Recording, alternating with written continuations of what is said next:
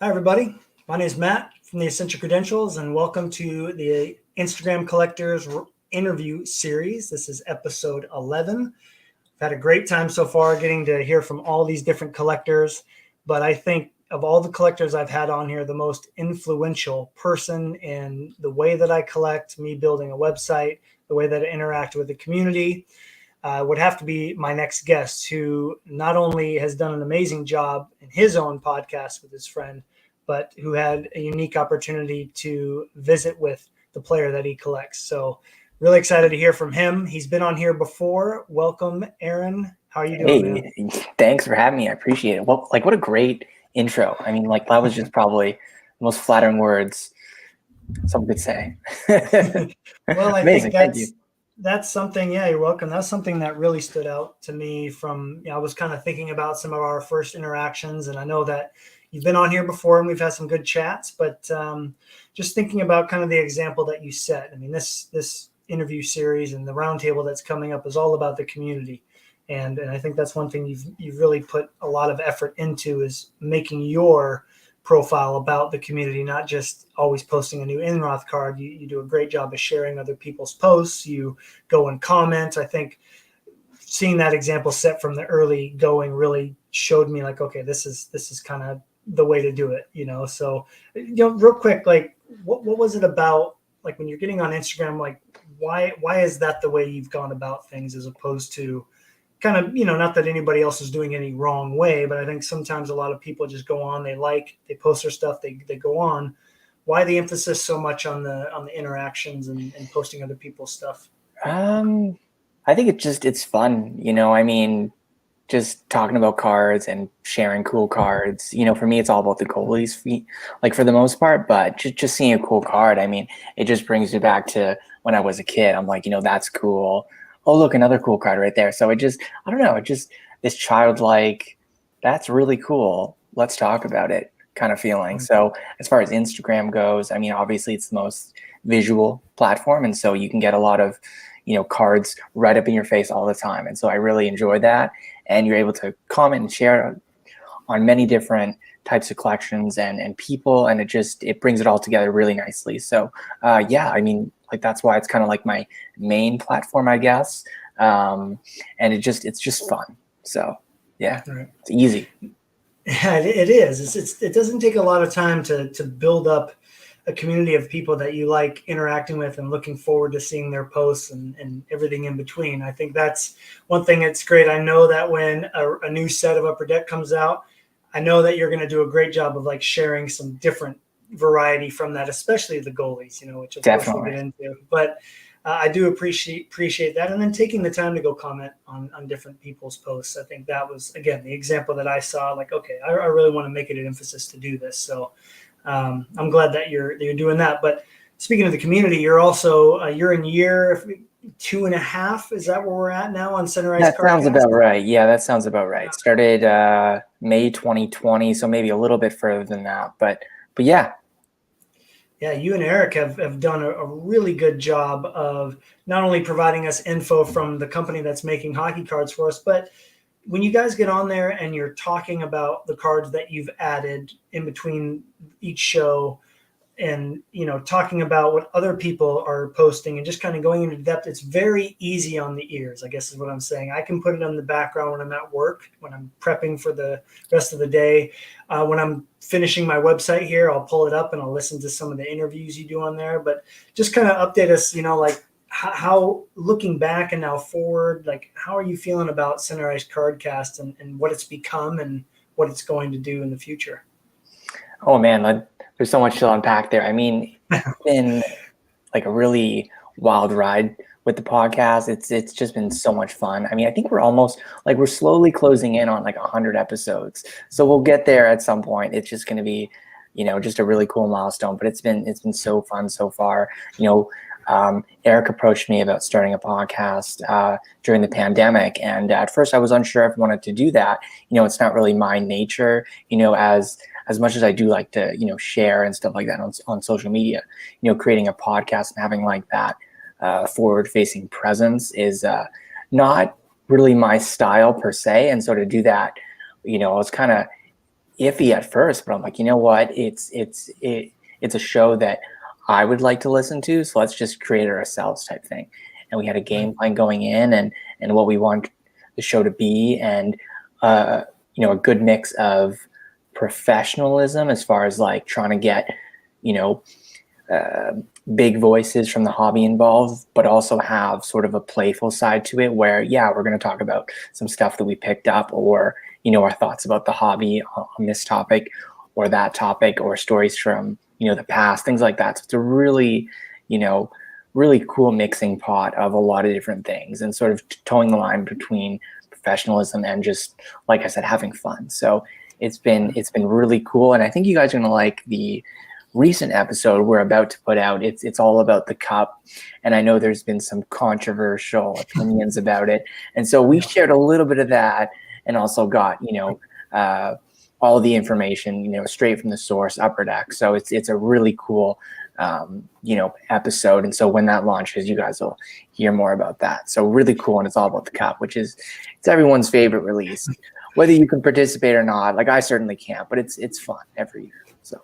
Oh yeah, there's always an excitement around the cup coming out. I've seen some really funny comparisons to Christmas morning and some other kind of big holidays, because it really is kind of an event for us hockey collectors. But I'm curious to hear about like what has that podcast and the interactions you've had with Billy and people at Upper Deck, and then of course the episodes with Eric and unpacking different products and cards. What has that done to enhance your experience in the hobby? Because if you think back to prior to it starting, you and I had some great interactions talking about Fleury, and how you built your collection and how you built your website. And then the podcast started. Like, how do you feel? Has anything changed? Has anything been more exciting, gotten better? What do you think? It's a great question. I mean, I think just my appreciation towards cards has definitely increased, hearing, from Billy, like you mentioned, what goes into, designing and creating these cards, so far in advance, and just, just made me appreciate, the industry, I think, as a whole a little bit more. And as far as talking with Brian Price and just his, I guess, grandfather, looking over your shoulder in the hobby type thing, he's sort of been there with all of us, I guess you could say. He has so much experience, and just hearing about his process when creating these sets, or about sets he's created in the past, it really just gives you a full appreciation for the hobby. And it's really cool. You can't really replicate that, hearing, from the best of the best. And it's just, to some it might be cardboard, but it's just, for those that know, for those that are collectors like us, it means so much more. So to hear that, deeper knowledge of it, really makes you learn and just appreciate it more. So, definitely, since starting the podcast and hearing from these voices, has just been, it's made me enjoy the hobby so much more, and awesome. Learn a lot along the way. I think for myself and for the 5 people that are here, if you do know Aaron, 5 people, give a shout out. 5 people, that's awesome. I know we're getting there, man. But awesome. I'm curious. I mean, for myself, I can say that it's enhanced my hobby experience because of your guys' podcast. It really got me to appreciate the cards on a much deeper level, especially the ones from Upper Deck that Billy comes and talks about, because I know that in collecting Marc-Andre Fleury, they are responsible for putting cards out of him. And I'm not as fascinated with just the fact that he has cards, but I'm fascinated with how they're made and the decision behind how the designs are going to look. And man, when I get some of those cards in hand, like the Platinum Portraits, I think I was more excited to get that card of Fleury when he came on and talked about that they took a half hour each to make. I mean, that was just like, oh my gosh, man, people are missing out on the depth of appreciation that you can have for these cards. So I'm guessing I'm not in a boat alone here when you're saying that you probably thought the same thing as you heard these things. Like, okay, now my appreciation level for these cards went up. Was there any card in particular besides Platinum Portrait that you heard him talk about and you're like, oh man, like this is, I had no idea. This is mind blowing. There's been so many, but I think the one that just popped in my head right now is the recent pop count inserts. And for them, it was a way of creating a limited card without sort of serial numbering it, because that costs a little bit more money. And so they wanted to add in a new type of rare insert. And so they just made the pop count, the print run. So if you have a pop count 1,000 insert, there's only 1,000 versus a pop count 10, that's obviously out of 10. And for some people, like myself included, it seems so obvious, but when you first look at a card like that, you think, okay, well, maybe because they're a better player, they got a more limited pop count or something like that. But no, it's pop count whatever, because that's how many are out there. And so, like, I thought that was super creative. And when he told us that, I was like, wow, like that's really thinking outside the box and like getting really creative. Along with the pop count idea for an insert set was cool to begin with. It was just another added layer of just creativity, and it made those cards so much more fun. Yeah, I definitely like them going back to the like 90s style of inserts where like Donruss would put these crazy insert sets out and you had to go look in the Beckett to see what the print run was, or Upper Deck.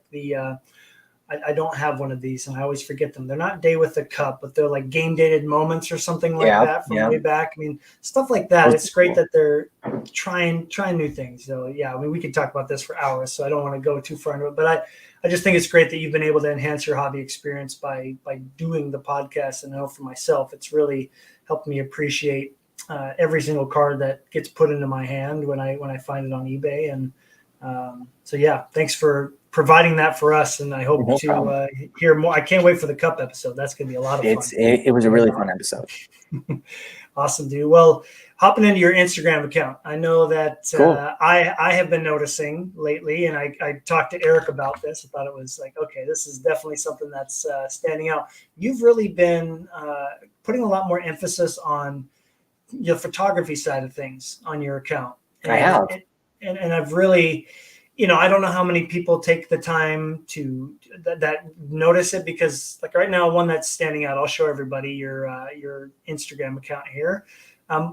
Just these 6 were some of the most recent ones. I mean, you can tell there's a lot of time and effort put into getting these shots done correctly, but this one right here is one that really stood out to me. And at first I'm like, it looked like he used a thing called Canva, which I have used on some of my, like, the Flurry on the coffee table with the headphones. Like I used it to do that. Like a background, like a fake background type thing. Yeah. This is legitimately, you have a game used blocker with the card on there. Yes. So was there because, we can kind of come down here and see that it's been progressing that way. And I don't want to give too much away that we're going to see, but nice Flurry, by the way. Thank you. So like this one, for instance, I'm guessing that's like a picture that you set it on top. Yes, it was just a print that I bought at an art museum recently. Okay. So there's definitely a lot of effort going into that. So can you talk a little bit about, like, when did this idea come to mind to keep finding ways to make it fresh on your page? Sure. Since you're on Instagram, I'll actually point you in, I believe I've shared with you before, but if you can pull up the user Ginter Gold Fever, and as a baseball collector, or formerly, I mean, you definitely know who he is. So his photography is just out of this world, like what he does with his cards. And so he was honestly the inspiration. Some of it's pretty, creative. I love it. No, Let's say that. When's the last time you saw something like that? I mean, never. So if you can just scroll through his, feed there, it's just next level stuff.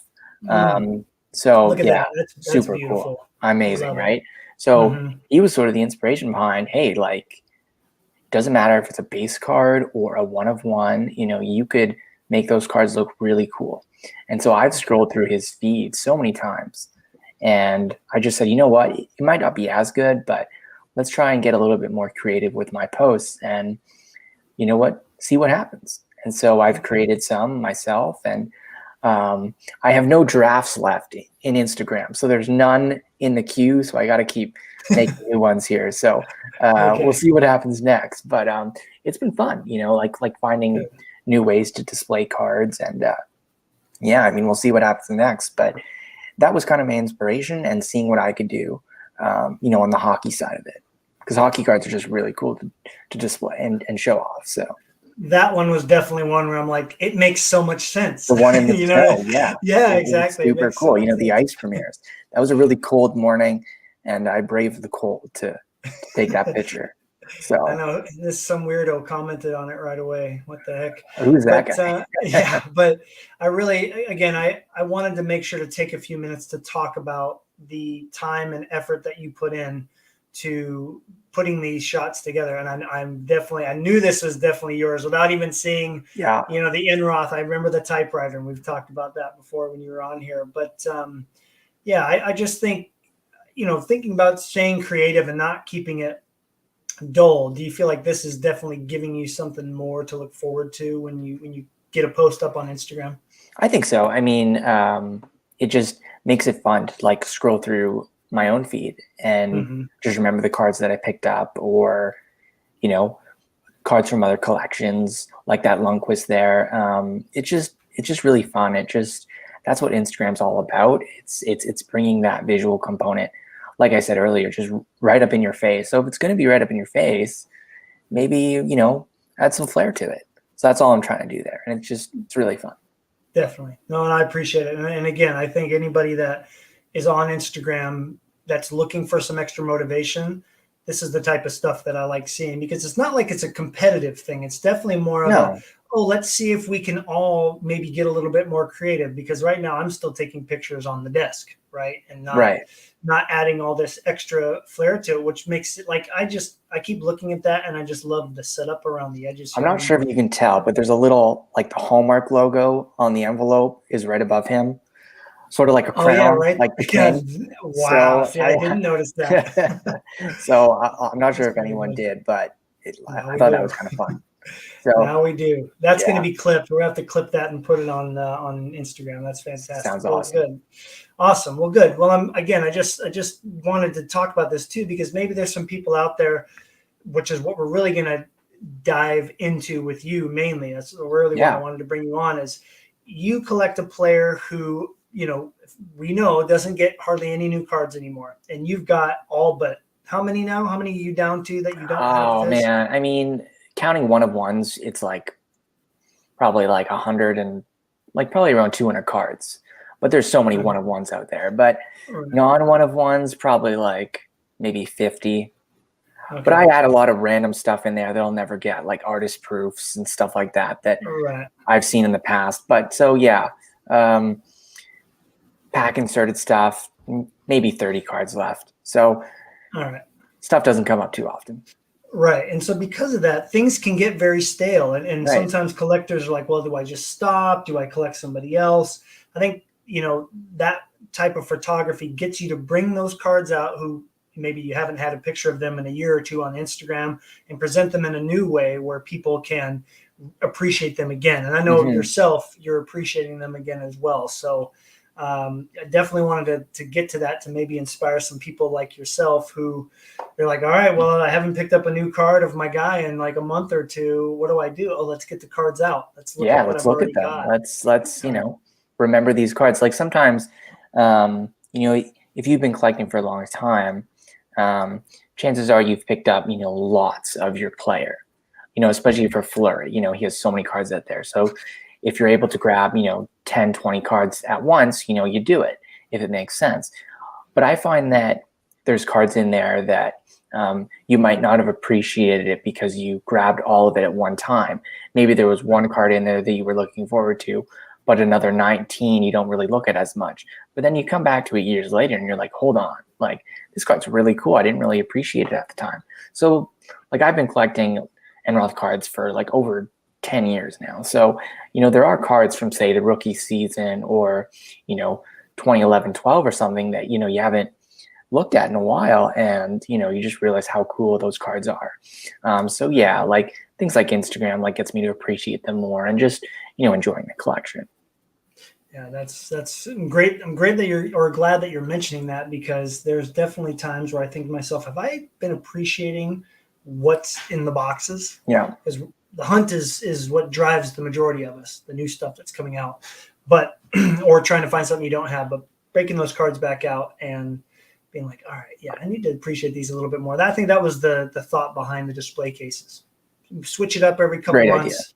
put stuff in there that hasn't been on display or I haven't looked at in a while, and find a way to organize it in a way that it looks, visually pleasing. So yeah, definitely glad that you're doing that. But to get into that a little bit further, as far as not being able to pick up very much, you were probably super happy when the new President's Choice product came out, which was a big hit, by the way, which was really, really fun to see. It was all about goalies. So, of course, all of us goalie fans out there were all excited about it. But, what was it like when you saw that Enroth was going to be in a product and he had quite a few big chase cards in there? Like, did you come up with a game plan? Were you just like anything and everything, or was there something that you kind of planned to do when that came out? Probably anything and everything within reason, of course. I mean, for your player to get, as much cards as he did in a single release it hasn't happened in so long. And so you're like, wow, this is cool. Some new cards, let's see what I can get. So I'm just going to show off a few here if you don't mind. So yeah, go for it. A couple from the Jumbo Memorabilia series. So there's the, not sure if you can see it too well, the Reebok brand tag there, really cool. And this one was interesting, the, team tag on the bottom of the jersey, but it also has, the name there. So not many team tags have that. So that was really cool. And this one here, I'm just a big fan of this card, like probably the best Kings patch I've ever seen. I'm glad they kept it intact, but that one there, just unreal. I got to be honest, you keep that up there. When I first saw it, I'm like, oh, that's a nice manufactured patch. When you're right, kind of going I know. You're like, hold on. Like, is that real? Yeah, exactly. And then this one, obviously, just the big showstopper here, the shield. So, and that's your second or third shield? I can't remember how many second shield, but this one is the first, game worn shield. Right. So the other one was from 09-10, the Cup. Big fan of the Cup, like we were saying. But those were all, from photo shoots and things like that. So not game worn, but still a great card. And so this one was my first game worn shield card, which I never thought, would ever happen. I don't know when Brian Price picked up a game worn Enroth jersey, but it was somewhat recently. And so I'm glad he was able to track one down and quickly add it to this, product. Yeah, that's what's really impressive is that they're kind of like, it's kind of like a sneaky product because it wasn't that expensive, but boy, did it sell out quick. Because I saw some box breaks and I'm like, oh my gosh, this looks like so much fun. Amazing. I love the design of the cards. I love the patches, love the pictures of the players. I'm like, all right, I think I need to try to get some. By the time I went and looked for it, it was too late. I did want to say that Al comments. He said, hello, everyone. Hi, Aaron. Have to say I'm really enjoying how you present your cards on Instagram. I think your Artifacts post is my favorite. Oh, thanks, Al. I'm a big fan of his whole entire Iginla collection. We were just talking before the show, so big fan of him. Good. Yeah, he's a good guy. Al's been great too because he's been sharing these links to everybody so they can come and watch. So hopefully we get a few people in here over the episode. So, obviously a new product coming out was kind of a new thing for you to experience. What was the last product that Enroth was in prior to the new President's Choice release? Great question. I would say right after he left the KHL, they came out with, their 1920 KHL card series. Surreal, I hope I'm pronouncing that right. They're based in Latvia, and so they do the majority of the KHL cards every year. And so after he left the KHL, they had their, seasonal release. So that was the last time there's been, a card release. And so after he left the KHL, he went to play in Sweden, and they don't have a licensed card manufacturer since 2015. So kind of tough there. I heard they are charging or holding hostage, the card license there. So, for many people out there, it's just not worth it. And so they haven't had like real cards since 2015, quite unfortunate. And so since, 2020, there hasn't really been much, anticipation for a new card series. So, as soon as this product dropped, it was awesome. So. Awesome, man. Well, and I just am curious then too, how how are you staying motivated as a collector, a passionate player collector of a player who's not getting cards? This is something I've asked Al in a way, because obviously post retirement, even for a very Right. popular player, can be kind of a dry spell. So, like, how do you manage a dry spell with picking up cards? Are you looking in other directions, like the Lundqvist card you showed? Are you just kind of focusing on appreciating what you have? How have you navigated those waters in the midst of him, not having cards for a big chunk there? I think it's a bit of both. I mean, I picked up some cards, for just the general goalie PC, as I call it. That's a nice Just PC to have, by the way. it's just a So much random fun. mix of goalie club cards. Well, I'll pick up Yeah. a card here or there. At the Expo, I had a fair bit of success there. But in general, just like in some ways enjoying the breather a little bit. Has been good. It's allowed me to, I'll talk about it in a second, when it comes to not having new cards to chase, but it's allowed me to sort of dive into, subsections of this collection even more and sort of build those up.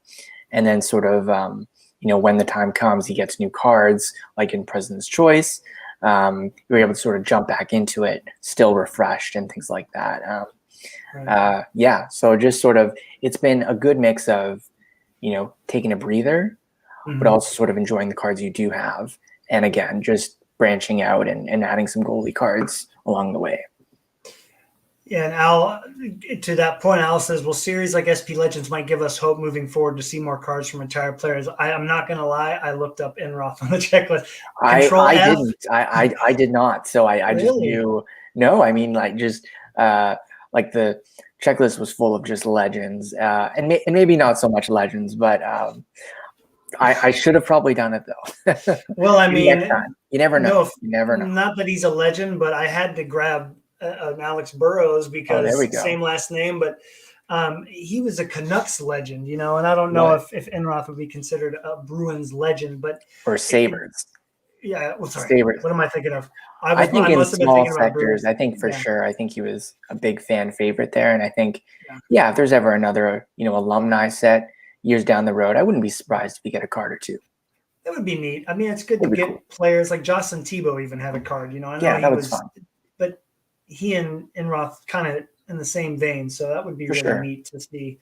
But one thing that's really cool is I noticed you started picking up cards with Enroth photo bombs. We could say, like, where he's not the player at the bottom of the card, the list, but he's in the background in the card. Yeah, I'll Right? talk about those actually now, if you don't mind. Or I'll go for it. there's a couple other, so we were talking about ways to sort of, expand the collection or stay Oh yeah. focused, when you're Mm-hmm. Player doesn't get in many sets. And so there's been a Right. couple ways to do that.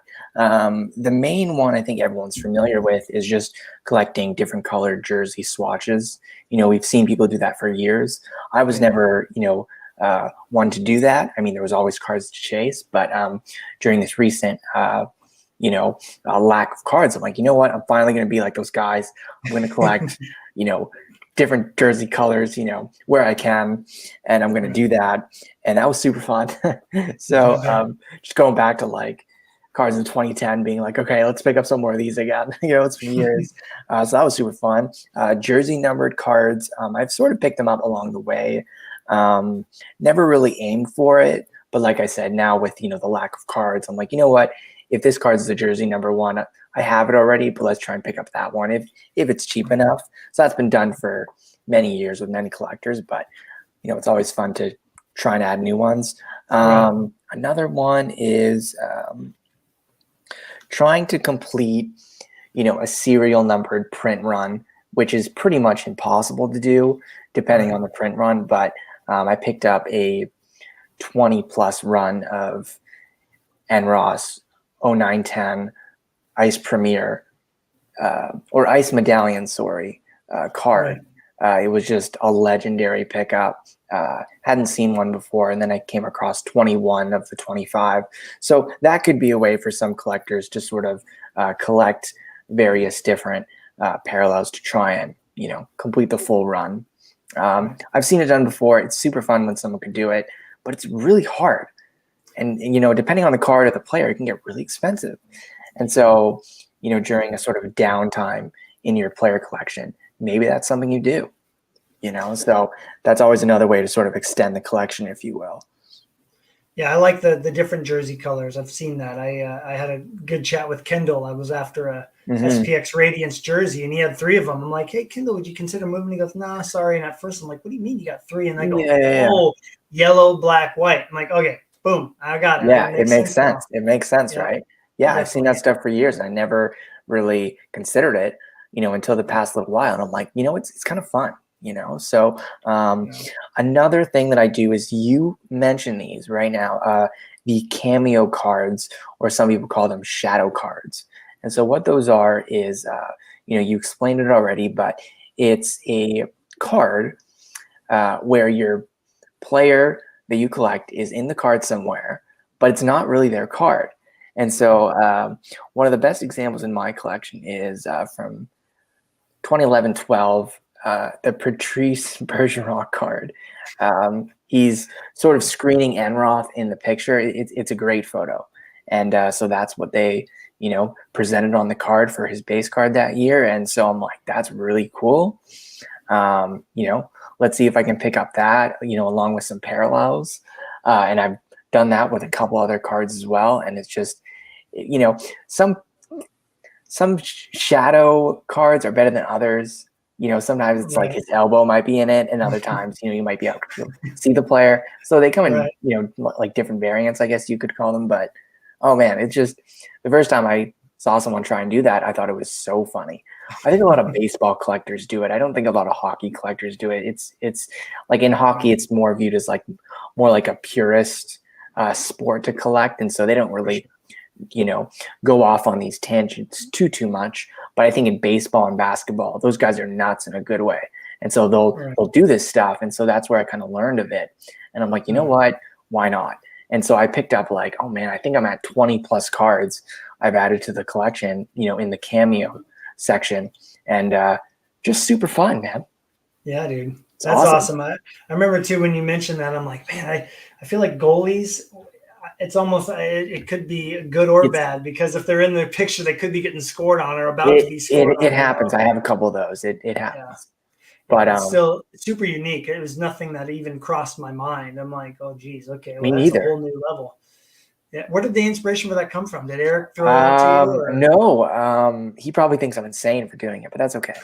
Um, we got to diversify somehow, right? you have to. I think Yeah. like every collector goes through that. You're like, what's next? Here's maybe what's next. Just looking at baseball card collectors, on blowout forums, the baseball section is really lively. So I saw a couple people do that, and I'm like, you know what? That's really insane. I'm gonna start doing that. So just super cool. And another project that I was really proud of starting, just sort of an inspiration off, an artist getting another artist to sign their kind of card, Yes. was I created an autograph project called the Builders category. And so people think of the Builders category, they might think of the Hall of Fame, people who sort of helped shape the league in some form. And so I wanted to sort of pay tribute to that in card form.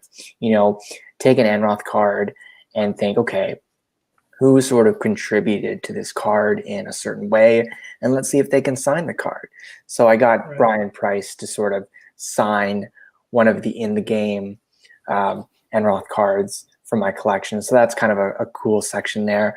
Billy Celio from Upper Deck, I got him to sign one of the OPG flagship sets that he designed and sort of put together for that product, and I got him to sign the base card there, and a couple other names. I picked up a card signed by the photographer who actually took the shot in the photo of Enroth's Black Diamond rookie card, and just a couple more examples there. So just that was another project where I'm like, what's next? All right, I'm just going to create a project and go from there and add a couple cards. So there's so many ways to expand a collection, and you just got to think of it and do it. So there's a couple of examples.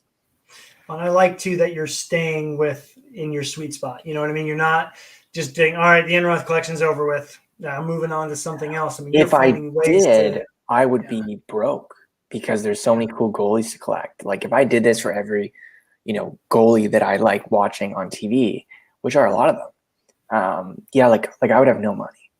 Yeah. So this is a way of sort of like keeping my thing there and just sort of expanding within that. So, it keeps the budget low and it just keeps it fun. So you find your lane and just expand on that. It's fun. Right. Awesome. No, that's great. I think people are gonna love hearing about this and give them Hopefully. something to think about. Maybe All 5 people. something. Hey, there's 9 now. Hey, there's 9. Thank you, 9 people. Again, I asked everybody that was here earlier if anybody in the or anybody that's watching would like to say hi to Aaron in the comments. It's always nice to have the guest get a little love and know who's here checking it out. Hopefully Eric shows up at some point or after the fact. I'm sure. I think he'll be watching at some point. Good. It'd be nice to hear from him. All right. So one of the coolest experiences that you got to have, and anybody that follows your account will know where I'm going here with this one. But if not, this is a great story that we're going to hear. You got to go on a little trip. Would you like to tell us about that trip and what manifested from that trip? Okay, for sure. So this was back late 2021, early 2022. Me and my girlfriend decided to take a trip to Sweden. She is Swedish. She's from Canada, born and raised here. But the majority of her family, of one side of her family, is all still there. Cousins, aunts, uncles, grandparents, and things like that. They're all over in Sweden. And so we decided, to pay them a little visit, and it was super fun. And we decided to hit up, different points along the way during, our stay. And one of the points was Orebro, which her uncle lived in. So we decided to rent a car, and we had to drive him back to the city of Orebro. And a couple of days prior to that car ride, 3 hours north, we decided that, what time we were leaving and things like that. We were sort of planning, the rest of our trip and travel and things like that, like you would on any sort of vacation. Those plans sort of got, twisted upside down when, I had contacted Enroth. I had contacted him here or there at varying points the last couple of years, like good luck on the season, things like that. And you guys do have a little bit of communication back and forth. Yeah. To do that. Okay. And you've seen the collection and things like that, as I think his brother has seen it too. One or both of his brothers have seen it too. And so they all think it's really cool. So anyway, a like of a card here or there, just things like that. And so I decided, while I was in Sweden, I decided to, send a message his way and just say, hey, if you know any spots in Orebro, like, let me know. Is there anything to see or what have you? Like any places I should check out because he plays hockey there. Obviously, he'd be the guy to know. And to my surprise, again, while we were still planning the next few days, Enroth wanted to know if we were coming to see the game, which we did have tickets. The plans, unfortunately, did not go through because of COVID restrictions, but unfortunately, something better happened instead. And so he tried to get us into the game, but it didn't really work out just because of the rules, which, hey, that's fair. Right. But he asked as well, what day I'm going to be there leading up to the game day. And, he's proposed the idea that, let's meet up and I'll, we can have a coffee and I'll show you the sights around Orebro. Like, how does that sound? Totally like unprovoked. And I was like, okay, I just looked at my girlfriend. I was like, all right, we got to change plans here because, we might have to leave a little bit early, if we're going to make, this meet and greet in time. And so the day came where we were leaving from, there was a massive snowstorm, and where we were coming from, it was really hard to navigate out onto the main road. And so we had to, drive through this crazy snowstorm and then on our way, 3-hour drive, and just made it with about 15 minutes to spare, bags in hand, because we couldn't check in still, and just had to leave them somewhere else and just wait in the lobby of our hotel because then I'll decide, what hotel you staying at, I'll meet you there. It's no problem. And so he came through the lobby and we had a nice little meet and greet. He said it was, how great it was to meet me and stuff like that. And it was really cool to meet him. And he just was really down to earth guy. And so after that, we left the hotel, kind of walked down the street a little bit. At the heart of the city, which we were pretty close to, was Orebro Castle. And just really cool. It's a really old castle, like many are in Europe, and just sort of explored around there a little bit. And then he took us to a little cafe that was, his spot, and he really liked it there. And he said, I'm sure you guys are going to like it, order whatever you want, and just cover the whole thing, and just That's awesome. super cool. Yeah. And so we sat there for, I want to say probably about 2 hours, and just, he had all day, and we actually had to get going, which is the funny part. But, after that, we, explored the sort of touristy streets of where we would eventually get some souvenirs. He was just sort of showing us like where to go in the city. And that was just a really cool experience. So yeah, like overall, like that's sort of the short summary about what happened. But yeah, like just really cool guy, and really down to earth. And, he signed a couple cards because I was just lucky to bring some, because I thought we were going to the game. Maybe sort of, I don't know, probably not, but I brought some cards anyway. And turns out, he was sitting across the table and just no problem, and signed a few cards for the collection as well. So just overall, just a super cool experience. Wonderful. I think many of us, maybe not dream. I don't want to make it sound like it's weird. Yeah, because you got to kind of fight that we're all adults. There are people too, Yeah, exactly. But it would just be really a pleasant surprise to have the chance to, you got all these cards of a player, an athlete, and I think a lot of us have reasons behind this. And I talked about this with Tim on the last episode. What's the reason that you're collecting these players? And I think a lot of us have reasons that go beyond just them doing something really cool in a game, like the person that they are too. And so I guess, I could ask you questions about this forever, but sure. What was one topic that you found yourself being interested in talking to him about outside of the cards side of thing? Because I'm sure there was some discussion about that, but what did you find most fascinating to talk to him about? I'm really into cycling, and so is he. And so to talk about cycling was really cool, totally a different sport, I thought was really awesome.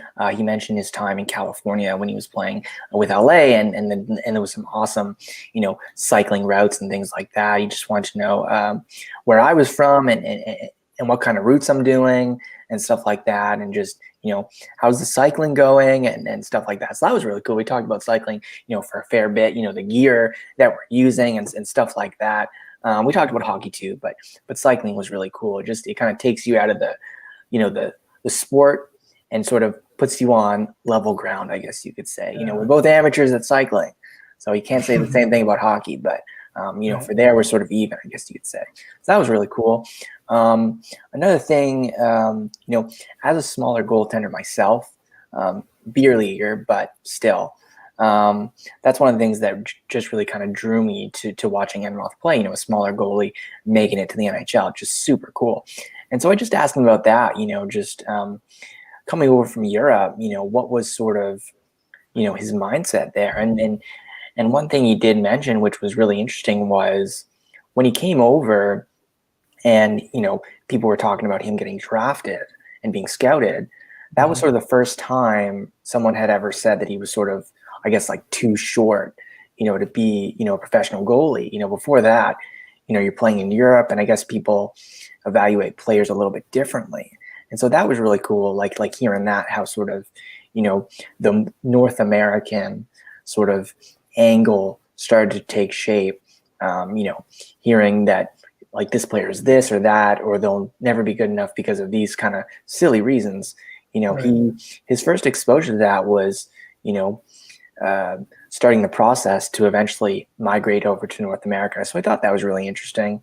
Looking at sort of the European optics of hockey versus North America. And I thought that was just a really cool detail. Heck yeah. And it's amazing how it's changed. You look back in the 90s, Jocelyn Thibault and Curtis Joseph had Belfour. They were just average type guys. Yeah, they were not very big human beings. And so, yeah, that's so cool, though, that you get to kind of cover a wide variety of topics and just again, it humanizes the experience. And Definitely. I get it that in other sports, you look at guys like Mike Trout and you look at guys like LeBron James, They for are like instance, and king of like the world, it seems like. people just like freak out when they see him Yeah. out in public. I feel like even Connor McDavid, if he walked around in the streets of Seattle, maybe somebody recognizes him. But I feel like the hockey players, that's why I feel They keep so a low profile a little bit. Yeah, exactly. Like I feel so compelled to learn about these people and root for them because they're very much more laid back, and For sure. so yeah, no, that's great to hear. And what an experience to keep your motivation for your collection going. I mean, geez, if that doesn't do it for you, then I don't know what does. Yeah, I mean, like I was pretty confident going in that he was like a good guy, like it would have been like pretty devastating if you meet someone and they punch you in the face and they leave or something. Or just don't even act very personable. And and so but just the fact like before the meet and greet ever happened, like just the fact that he was able to propose the idea, being like, hey, yeah, let's do that. Before I wouldn't have asked myself, but he just sort of, hey, let's do this. Yeah. Like you're in Sweden, like happy to have you and enjoy the country. Like, let's do that. You find yourself in Orebro. Sweet. Awesome. Like, let's set something up. It was just 10 out of 10 coolness factor. Definitely a good judge of character on both your guys' parts. And Sure. It's great that your girlfriend was there to take some pictures too. She sneakily took some. I didn't tell her to or think she would, but she did. I'm like, okay, cool. Then but I'm glad she did. Right. I'm sure as the years go by, we'll both look at that, very fondly of just the whole trip overall, and just that being one of the cool moments for sure. And my last question about this, and thank you, Dritz, for that. Appreciate it. Have you guys chatted since then? Do you still every now and then, hey, great game, or hey, hope you're doing well, like that? Do you guys still have an open line of communication a little bit? Yeah, a little bit. I actually congratulated him. Team Orebro is moving on to semifinals as of earlier today. So I just sent him a nice, hey, good luck in the next round. So a little bit here and there. You don't want to bug someone too much. I mean, they're overseas. You're not like best buds or anything. So it's you keep it to a normal, respectable level. Right.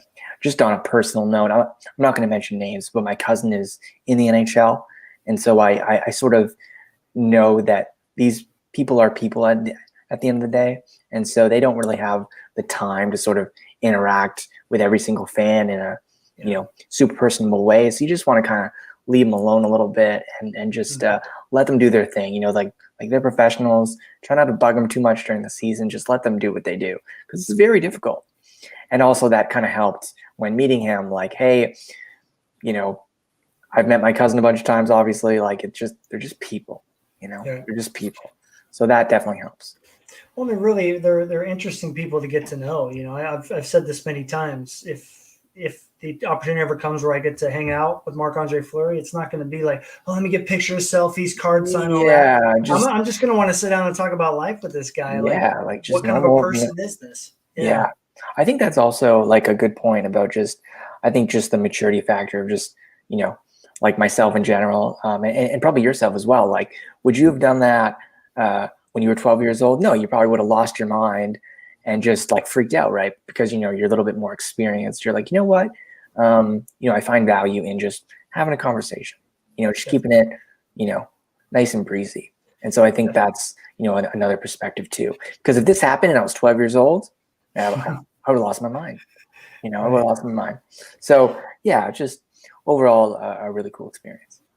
Good. And I'm glad that, again, he was a really friendly person. I remember seeing those pictures for the first time when you'd posted them. I think you were even still overseas when you posted them. But I think so. Just to see that you guys got to hang out and have a friendly chat.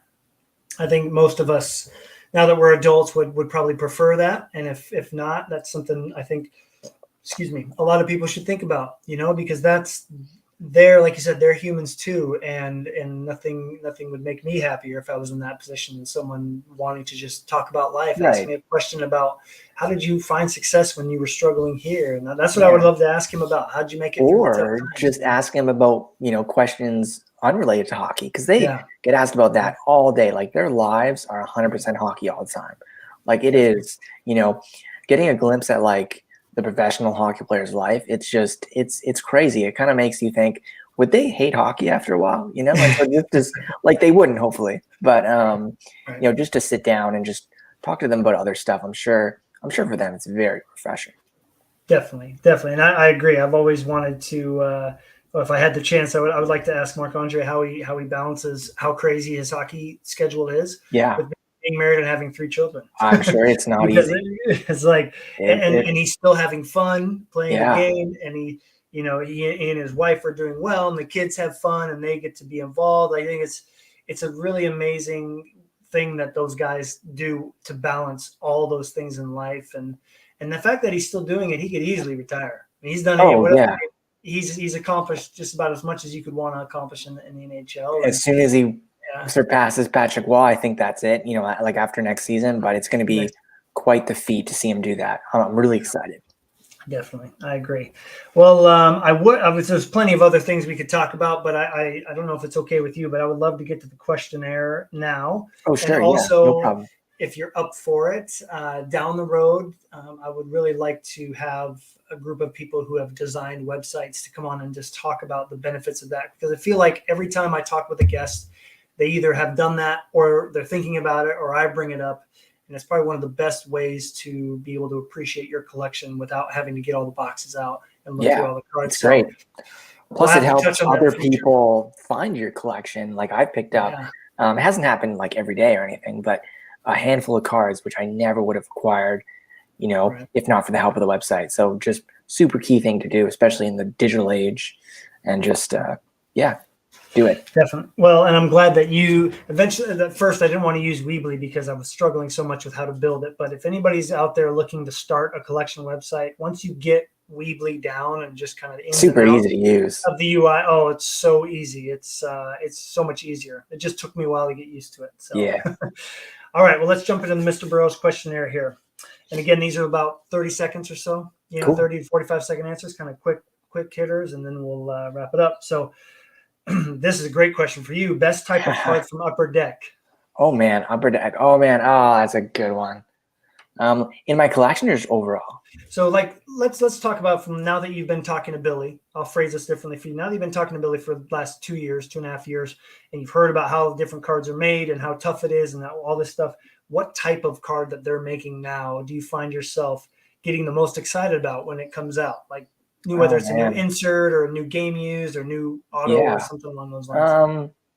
The game used, I haven't seen one yet, but from the recent outdoor game, aren't they going to have like game used glass cards or something? Yes, I haven't seen one yet, but those sound amazing.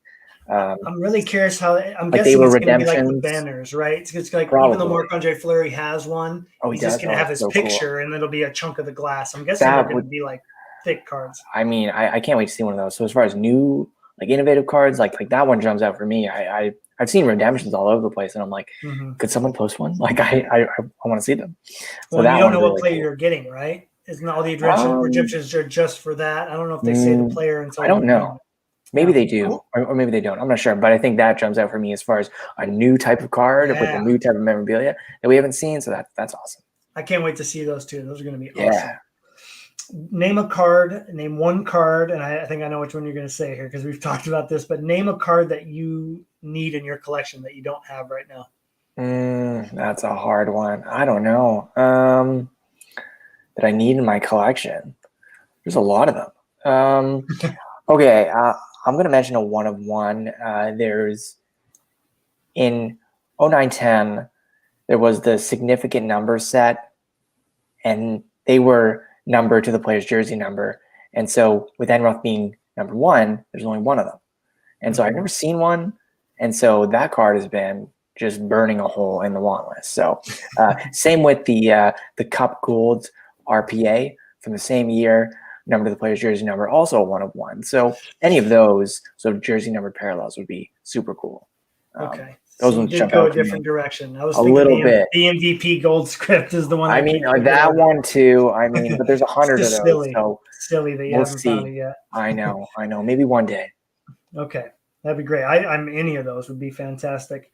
So when you get onto Instagram, again, you do a great job in branching out and just getting to a lot of other people. But what's an account that you find yourself, like the photography one that you mentioned, the Allen and Ginter one, that you just find yourself really looking forward to seeing new posts from each time you get on? It's going to sound super cheesy, but probably yours.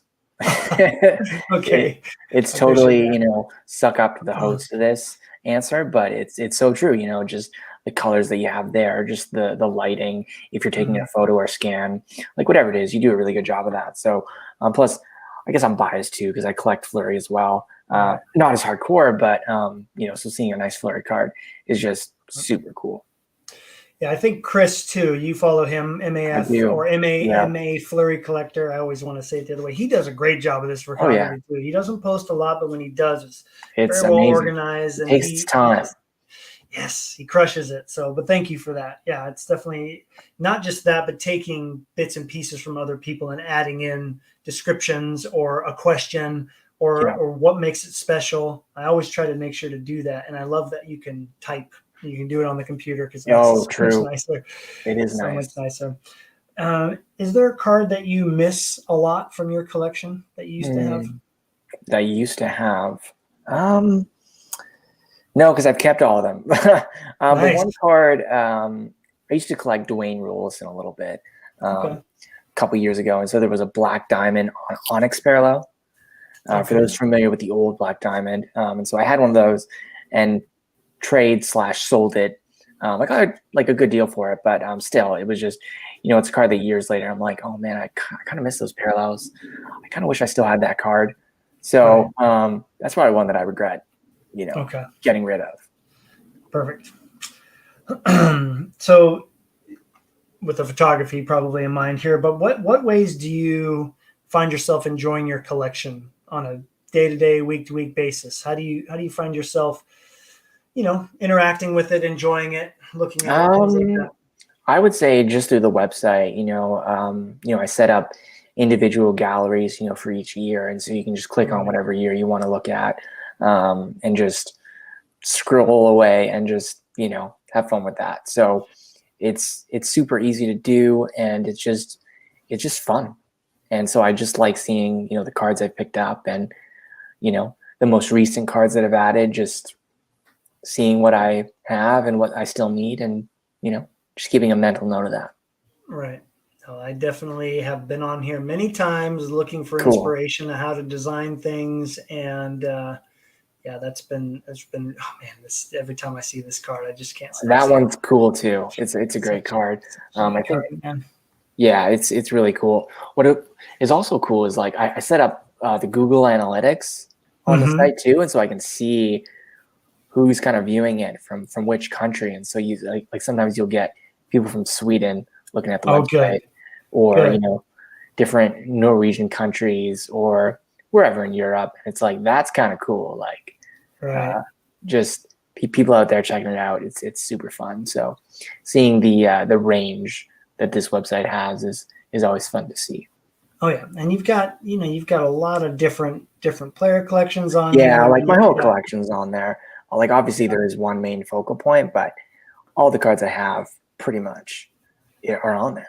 And on this note, I want to say congratulations to Aaron. He used to have a lot of major cards and pages that you see on here. They're actually in One Touches now. They are. The transition is happening. It's happening right now. After many years, I'm finally putting my stuff in boxes. So before it was in binders, which I love binders. Yeah, maybe I'll take it all. Maybe I'll take it all out of the top loaders and back into pages. We'll see one day. But probably not. But I'm finally making the transition to boxes. So I'm doing it. Like I was just thinking about my collection the other day, and I'm like, this is really cool. I'm not selling it ever. Not that anyone would buy it, but I'm not going to sell it ever. So what happens when I'm super old and I want to look at these things when I'm 85? Well, boxes might be the way to do that. Because who knows, with the downwards pressure, with a binder, who knows what's going to happen to the cards, especially with the layers of, a jersey card, you have the layers of paper, and it's like, what's going to happen with that? I don't know. So boxes, finally. Right. Well, it's nice though. I like that you always kind of kept things pure, like when we were kids, and looked through binders, and Yeah, most of my Tyler Glasnow collection is in two of those Z folios, those big 12-page ones, or That's 12 pocket ones, and I love seeing all the stuff together. So yeah, it is nice. it is nice for sure. All right, this will be a fun one to hear. What piece of advice would you give, or would you like to give, to a new or young collector coming into the hobby right now? Great question. I would say if you're interested in player collecting, maybe not necessarily avoid it, but try and stay away from someone on your favorite team. I mean, if it happens, it happens. Obviously, if you're just, a player's awesome. Well, I want to collect them. You see them play a lot. That's cool. But if another player jumps out to you and they're fairly affordable, maybe lean towards that guy because chances are, they're going to get traded. And if they start on your favorite team, once they leave the team, it might be kind of hard to keep the collection going, if that's what you want to do. So I would say as far as player collecting goes, try and choose someone not on your favorite team that you really like watching so they can move around to many different teams or maybe eventually get traded to your team. And it's a fun journey along the way. So that's what happened to me very briefly. So yeah. Okay. Nice. Yep. That was definitely something I fought with when I first made the decision. Like, all right, Marc-Andre Fleury. I was like, nah, just Penguins. I was like, yeah, no, I need to, and then I just it's kind of like just his Rolodex of his career and the cards that follow. You gotta go team to team. I think a well-rounded collection, I think just looks better in the end. Agreed. And new technology, stuff like that. So really cool. Definitely. What's a big pet peeve that you have in the hobby right now? There's just so much negativity out there. It kind of stinks. Whether it's a new product or a new card that someone picked up. Sometimes the comments are kind of negative, and I don't really like that, man. Kind of brings me down. So just adding some positivity is always the way to go, and I try and do that. But sometimes the negativity or people get burnt out because, they're trying to chase after the latest and greatest player, like the Connor McDavids. And it's like, maybe just start with a player that you actually like or maybe emulate with. Right. Not saying they don't like Connor McDavid. Everyone likes Connor McDavid. Yeah, incredible. He's nuts. A different level of collecting. Yeah, for sure. So, just have fun with it. I think it's always important to put a positive spin on things. There was a gentleman on Facebook who, the new Upper Deck thing. I know we didn't get to that, but I know you guys are going to get to that on the podcast. Oh, we will with the new, formation for Upper Deck Series 1, Series 2. So really cool. I like the changes. I'll just say that. Me too, dude. We'll get into it on the podcast, but it's going to be fun. There was somebody who had a negative thing to say, and so instead of being like, what are you talking about? I was like, well, how would you like to see this? Yeah. And he was kind of like, why are you asking me? I'm like, well, if we're gonna let's try to put a positive spin on it. What do you think should happen here? They're trying new things. Maybe they'll take your idea. So I think it's just trying to see it from both sides. I think your guys' interactions with Billy have allowed you to see it from their side and a cost side, efficiency side, which the majority of collectors aren't going to take time to do that. So that's what I've appreciated about your guys' show is I've really been able to go like, the only question I ever got answered was why isn't Marc-Andre Fleury in here? And then of course I got over that quickly. And I'm like, well, let's maybe just learn about the cards and be able to get over it. And so that was good. So you talk about where your collection is going to be when you're 85 years old. It's going to be in boxes, but where would you like to see your collection go in the next 5 years? Like maybe a goal you have for it or a direction you're headed that you'd like to see it continue going? That's a really good question. I'm not sure. I mean, if Brian Price keeps creating, President's Choice sets, then, keep collecting, the new Enroth cards that hopefully come with that. Just any cards that come up that I don't have, I just picked up, a card from Final Vault that I didn't have yet. So that's incoming now. So that's another way to expand the collection. Just go nuts with all that other stuff. Or if there's, a signed base card that you don't have, pick that up. Just any ways to add variance to the collection when you're hitting, a rut is super fun. So who knows? I mean, I just surpassed 700 Enroth cards. So congratulations. Maybe 800. Impressive. I don't know. Thank you.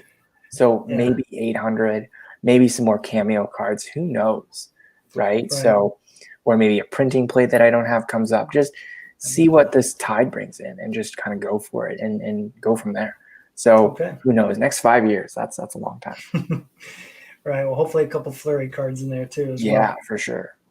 So the last one that focuses on you is I think a super important one to ask everybody that comes on here, and that's when people come across your page for the first few times and have their first interaction with you. How do you want them to, when they're done with that, how do you want them to be viewing you and your collection and your page? What do you want them to walk away thinking about? As far as me, I guess just someone who likes collecting cards, and I guess more so in the collector, side of things, as far as collector, investor type scale that we have going on right now, more on the collector side. I think that would be, a good way to sort of frame my collection. And as far as scrolling through the cards or the Instagram feed or website, whatever, just that card collecting is super fun. And if you're thinking of doing it, jump in with both feet and have fun. I think that's one of the main things. It sounds super corny, and I was trying not to be corny. And then I did say something corny, which I hate myself for. But it's so true. It's so true. Just have fun, and just if they see a page that I did or something, just, hey, this guy likes to have fun. Right. Maybe it's all not so negative, right? So. No, but your positivity. I know that you don't want to talk. You don't talk yourself up, and I appreciate that. I mean, I play hockey, so probably not. It's all about the team, man. It's all about the team. Right. And even when you have a shutout, you didn't get that shutout all on your own. You did it because of the defense in front of you and the way the dudes defense, played, so. The goalposts, anything but me. Yeah. Thank them in both languages too. Don't forget Definitely. that. Definitely. But yeah, so thank you for always being positive. And I would really like to at least have one out of every 100 people that come across you for the first time go, that's a way to behave in the hobby that I think is the right way, or a way that's beneficial to myself and to others. So thank you for that. This will be you are, of all the guests, you will have the most fun answering number 10. And that is, what is one of your favorite things about Marc-Andre Fleury? Oh, Marc-Andre Fleury, that's a good question. The fact that he's just so lighthearted and fun, especially in the game. I mean, as a goalie, it's so hard sometimes to have fun within the game because you're so focused on, same goes for any sport or any position, but you're so focused in the moment, especially for elite athletes, just because their moments are so much more crucial than a beer league final, which I have in 2 days. But good luck. Thank you. So for him to, have that just so much fun in the best league in the world, that's hard to do. That's hard to do. It's hard to, it sounds weird, but it's hard to have a good time during the moment when you're trying to be so focused. It's hard to do that. It's hard to break that and still sort of have that, if that makes sense. So he does that and, and walks that line perfectly.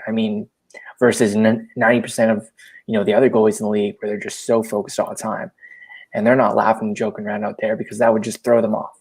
But Fleury, and we've seen other goalies, do that too, but he's probably the best example of he's having so much fun, but he's also one of the best goalies to ever play. And that is just such a unique mix, and you don't see that anywhere. Right.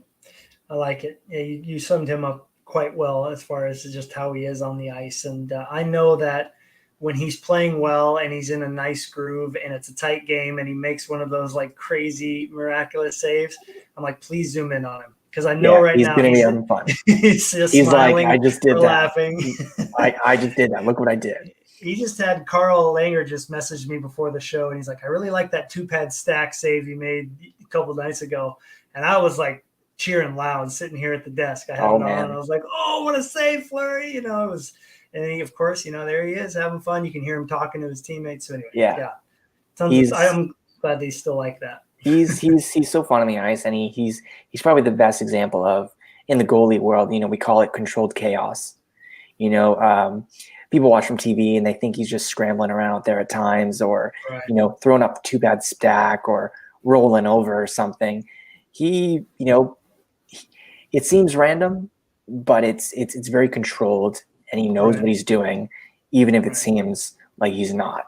And Fleury is, from a technical perspective, one of the best at all time for doing that.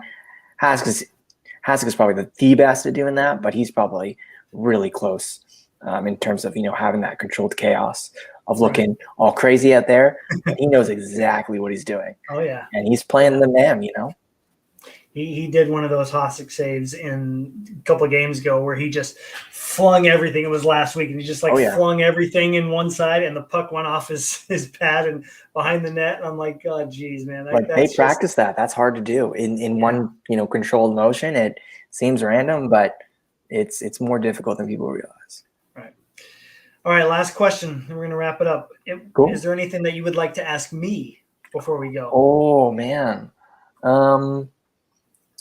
I would say, how much Fleury cards do you have in your collection, and what are your goals in the next 5 years in terms of maybe number of cards, or your top most wanted cards, or both? Like, just what's your plans? Closing in on 1,300 unique. Dang, that's a lot. I would like to cross off one of my top 5 this year.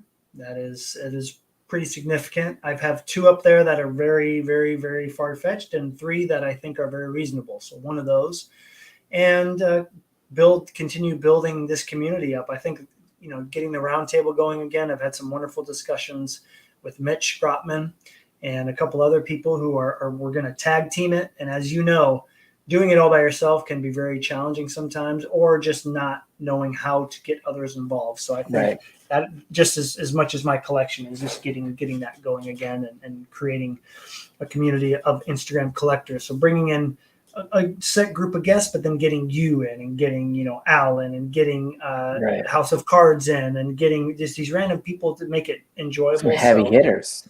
Yeah. Well, I think it'll be fun. Yeah. Hey, no, you're the heavy hitter, man. Don't be kidding yourself. But Aaron, I really want to say thank you for your time. I always no problem appreciate the conversations and get some kind of a motivation from our conversations. And I do want to say one thing on Hobby Insider. I really enjoy your what are your goals for next year posts in that thread that you do every year.